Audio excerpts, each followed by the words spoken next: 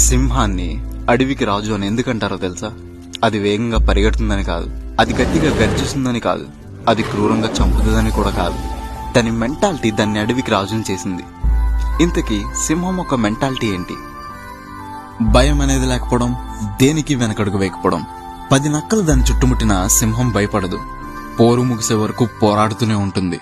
Maybe నిన్ను నక్కలు చుట్టుముట్టు ఉండకపోవచ్చు, దాని కష్టాలు నిన్ను చుట్టుముట్టు ఉంటాయి. నువ్వు ఒక సింహానివి. నిన్ను ఎన్ని కష్టాలు చుట్టుముట్టినా భయపడొద్దు, పోరాడుతూనే ఉండు. ఒక సింహం ముందు ఎంత పెద్ద క్రూర జంతువు నిలబడినా సింహం వెనకడుగు వేయదు. దానిని ఒక ఆహారంలో చూస్తుందే తప్ప దానికి ఆహారంలో మారాలనుకోదు. నువ్వు కూడా అంతే. నీ ముందు ఎంత పెద్ద సమస్య నిలబడినా దానిని నీ గుప్పెట్లో పెట్టుకోలే తప్ప దాని గుప్పెట్లో నువ్వు వెళ్ళకూడదు. సింహం తన ప్రత్యర్థి అంతు తేల్చే వరకు నిద్రపోదు. మరి నిన్ను తక్కువగా చూసిన వాళ్ళంతూ నువ్వు తేలుస్తావా లేదా?